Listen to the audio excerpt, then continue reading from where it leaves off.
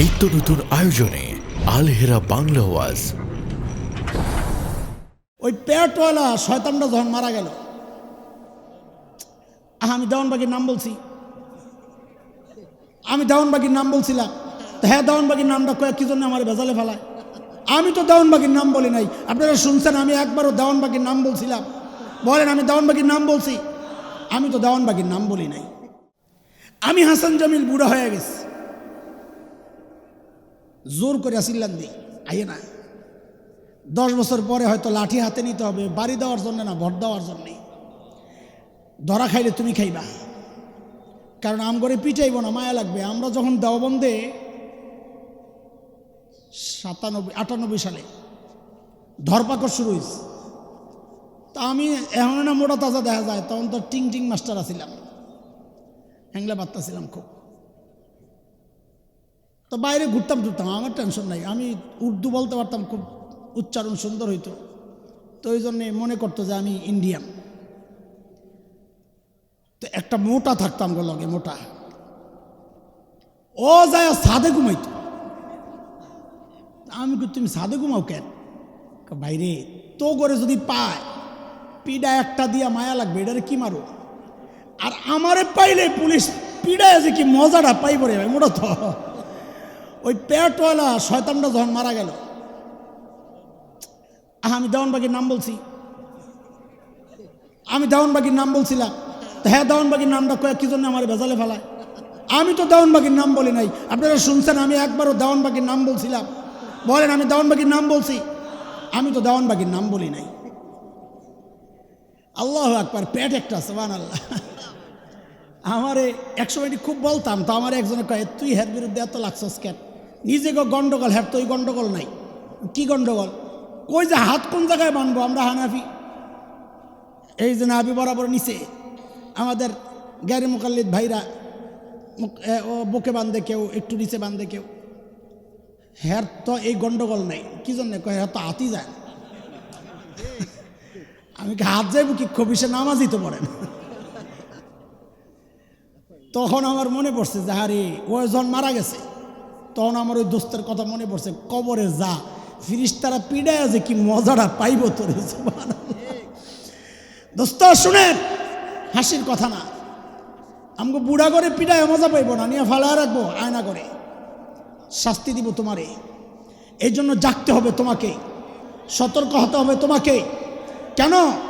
আজকে বাংলাদেশের সবচেয়ে বড় হুমকি হচ্ছে বাংলাদেশের স্বাধীনতা, সার্বভৌমত্ব আজকে হুমকির মুখে। উত্তরবঙ্গ, পার্বত্য অঞ্চল, এগুলা খ্রিস্টান মিশনারিরা এমনভাবে তাদের কার্যক্রম চালাচ্ছে, শুনলে অবাক হবে। বর্তমান বাংলাদেশের সবচেয়ে বাড়ছে যেই ধর্ম, সেই ধর্মের নাম হচ্ছে খ্রিস্ট ধর্ম। অথচ সারা দুনিয়ার রিপোর্ট হচ্ছে ইসলামের ধারে কাছেও কোনো ধর্ম নাই। বর্তমানে বাংলাদেশে 2 কোটির উপরে খ্রিস্টান।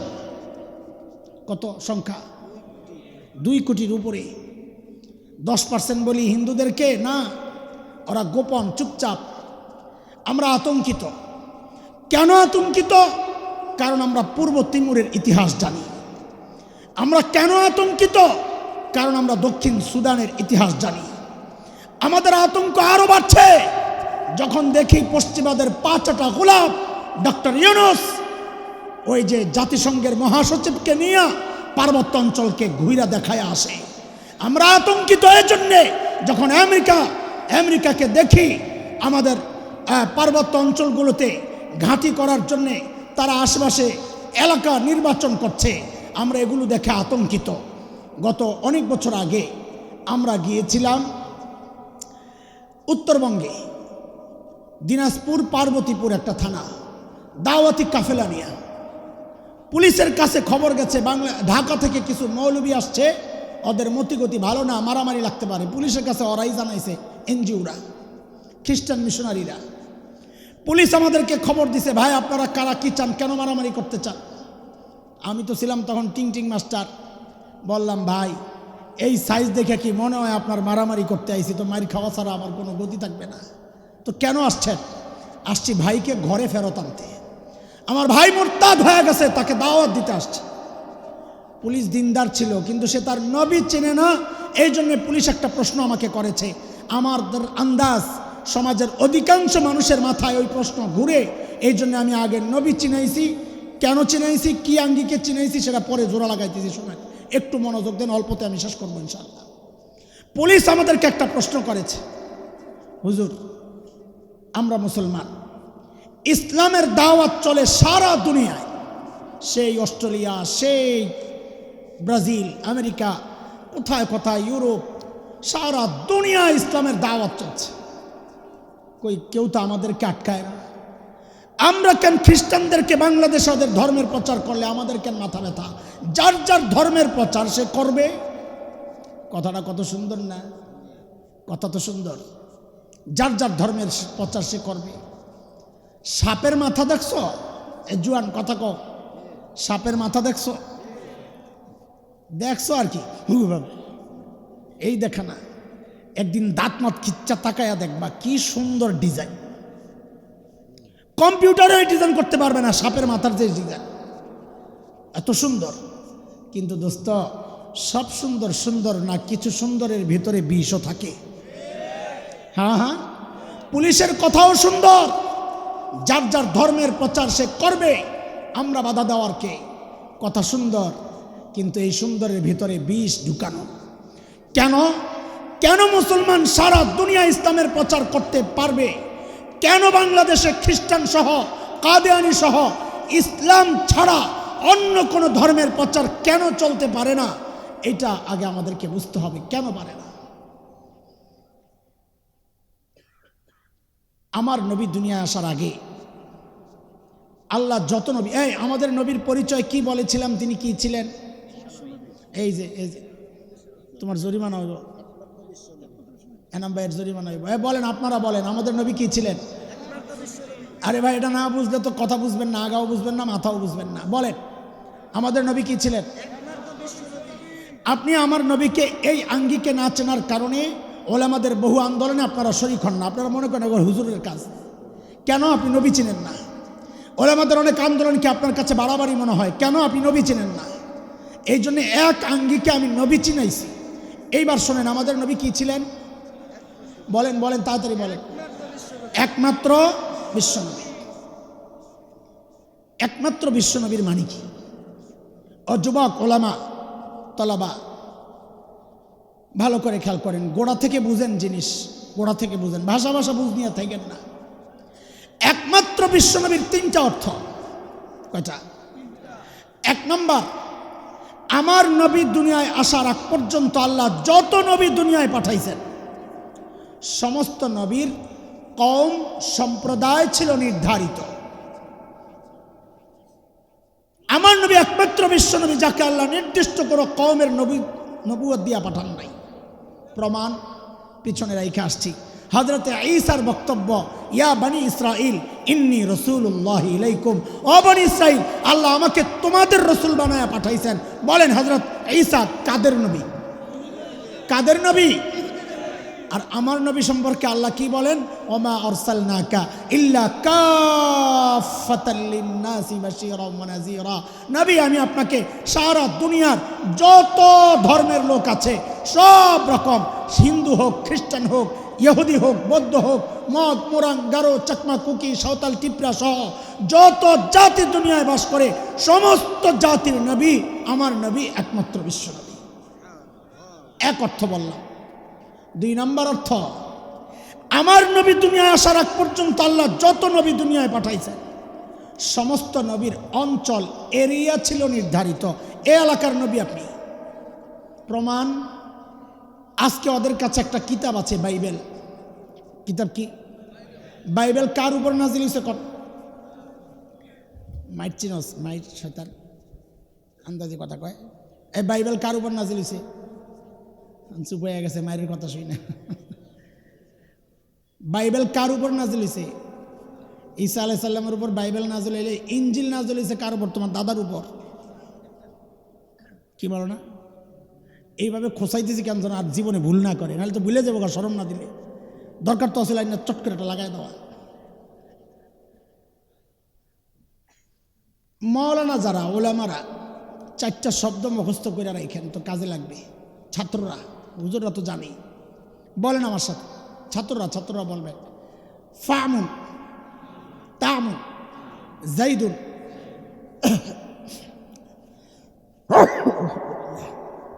আবার ফামুন, তামুন, জাইদুন, আসা। এই 4টা শব্দ মুখস্থ রাখবা।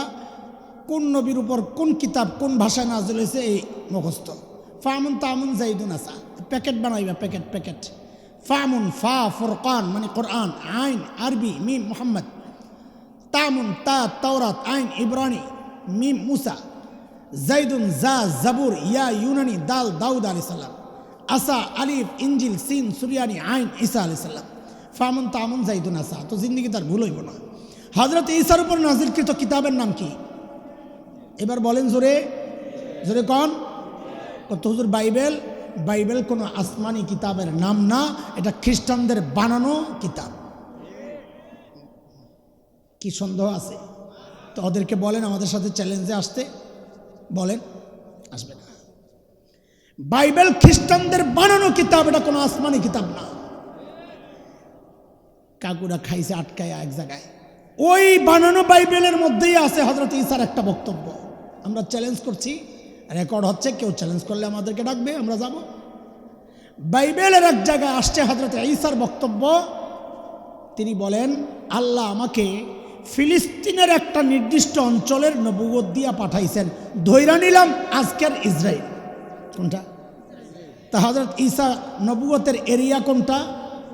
আজকের উম্মত কারা? ইহুদিরা। হযরত ঈসাকে আল্লাহ কাদের নবী বানায়া পাঠাইছেন? ইহুদিদের। অঞ্চল এরিয়া কোনটা? আমার নবীর কোনো নির্দিষ্ট এরিয়া নাই, তিনি একমাত্র বিশ্ব নবী। আল্লাহ বলেছেন, ওমা আরসালনাকা ইল্লা রাহমাতাল লিল আলামিন, গোটা দুনিয়া যা আছে সবার জন্য আমার নবী রহমত। 3 নাম্বার।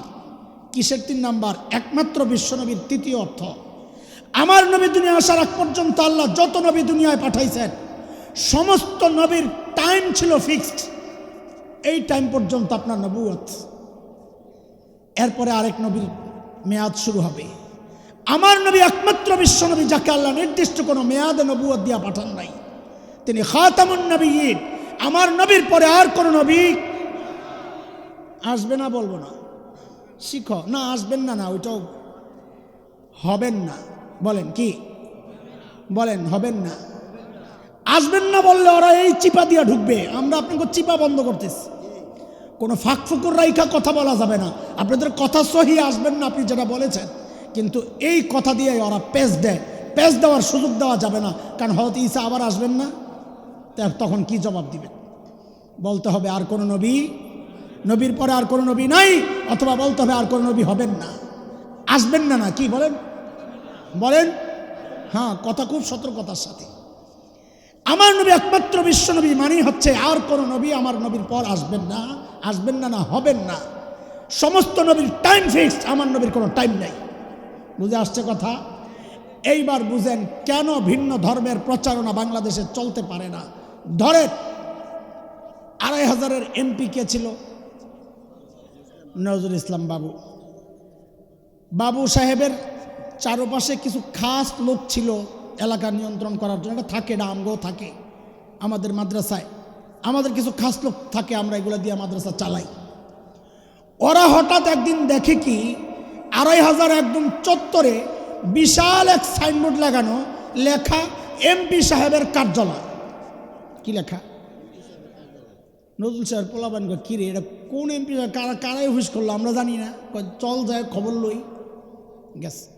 ও এটা কার অফিস রে? এমপি সাহেবের। তোরা কারা? এমপি সাহেবের লোক। ও কোন এমপি সাহেব? তোরা কয় সাদেক হোসেন খোকা। বলেন সাদেক হোসেন খোকা চিনেন না? ঢাকা সূত্রাপুর কোতোয়ালি আসনের এমপি ছিল 30 বছর আগে শেখ হাসিনারে হারাইয়া। সাদেক হোসেন খোকা এমপি ছিল কয় বছর আগে? আসন কোনটা? সূত্রাপুর কোতোয়ালি। এই কথা বলার সাথে সাথেই বাবু সাহেবের পোলাপান ধইরা গয়না 30টা বাড়ি লাগাই দিস। আমগো কাঞ্চন ইমাম ওলামা ঐক্য পরিষদের কাছে আইছে বিচার, হুজুর পোলাবেন আম করে গইনা 30টা বাড়ি দিস। হুজুর মানুষ এক পক্ষের কথা শুনি না, জিন্দা মানুষ বিশ্বাস করি না, পোলাবেন ডাকা। অগরে ডাকাইছে, ভাই একটু আসেন। আপনারা বলে পিটাইছেন? হ্যাঁ। কয়টা? 30টা। কারণ কি? হুজুর অপরাধ করছে 2টা। কয়টা? কি 2 অপরাধ? 1 নম্বর অপরাধ হইল, যেই সাদেক হোসেন খোকার অফিস ওরা এখানে খুলছে, ওই সাদেক হোসেন খোকার সংসদীয় আসন 2500 না, ঢাকা সূত্রপুর কোতোয়ালি আসন অফিস খুলবা তো ওখানে যায় খোলো, 2500 আসছো কেন? 1 নম্বর অপরাধ। 2 নম্বর অপরাধ, যেই সাদেক হোসেন খোকার অফিস ওরা খুলছে, ওনার এমপির টার্ম শেষ হয়েছে 30 বছর আগে, এই জন্য গইনা হুজুর 30টা বাড়ি লাগাইয়া দিছি। আপনারা বলেন অফিস খোলার পাগলামি ঠিক আছে না পিড়া দেওয়া ঠিক আছে? এটা জোরে কইতে হইব, আরো জোরে শুনতে চাই, আরো জোরে শুনতে চাই। এটা খুব ভালো বুঝেন, আপনি খুব সুশীল হয়ে যান ধর্মের ব্যাপার আসলে। এটা ভালো বুঝছেন, পিড়া দেওয়া ঠিক আছে। এমন একটা পজিশন দ্বীনের ক্ষেত্রে আসলে আপনি সুশীল হয়ে যান। কেন পিটাইবেন? যার যার ধর্মের প্রচার সে করবে। দোস্ত, কেন খ্রিস্টানরা বাংলাদেশে ওদের ধর্মের প্রচার করতে পারবে না? কারণ ওদের অপরাধ 1টা না 2টা না, ওদের অপরাধ 3টা। 1 নম্বর অপরাধ, যেই নবী ঈসার ধর্মের প্রচার ওরা বাংলাদেশে করছে, ওই নবী ঈসাকে আল্লাহ তাআলা মুসলমানদের নবুয়ত দিয়া পাঠান নাই। তিনি নিজে বলেছেন, ইয়া বানি ইসরাইল ইন্নী রাসূলুল্লাহ ইলাইকুম, আমাকে আল্লাহ তোমাদের রসুল বানায়া পাঠাইছেন, ইহুদিদের রসুল বানায়া পাঠাইছেন। কাজী খ্রিস্টান ধর্মের প্রচার যদি করতে হয়, যায়া ইহুদিদের কাছে করো, মুসলমানদের কাছে কেন করছো? 1 নম্বর অপরাধ। 2 নম্বর অপরাধ, যেই নবী ঈসার ধর্মের প্রচার ওরা বাংলাদেশে করছে, ওই নবী ঈসাকে আল্লাহ এই অঞ্চলের নবুয়ত দিয়া পাঠান নাই। তিনি নিজে বলেছেন, আজকের যে ইসরায়েল, ওই অঞ্চলের নবুয়ত দিয়া পাঠাইছেন। কাজে খ্রিস্টান ধর্মের প্রচার যদি করতে হয়, যায়া ইসরায়েলে করো, বাংলাদেশে আসছো কেন? 3 নম্বর অপরাধ, যেই নবী ঈসার ধর্মের প্রচার ওরা বাংলাদেশে করছে, ওই নবীর নবুয়তের টার্ম শেষ হয়ে গেছে 1450 বছর আগে। এইরকম অর্ধেক মাফ করে দিলাম, 50 মাফ করে দিলাম। এই 1450 বছর আগের নবীর নবুয়ত যারা বাংলাদেশে প্রচার করছে, 50টা মাফ করে দিয়া ওদের প্রত্যেকটারে ধইরা একটা একটা করে 1400 পিঠা দেওয়া দরকার। কথা বলেন, কথা বলেন। আমরা পিঠা দিতে চাই না, আমরা আপনাদেরকে জাগাতে চাই।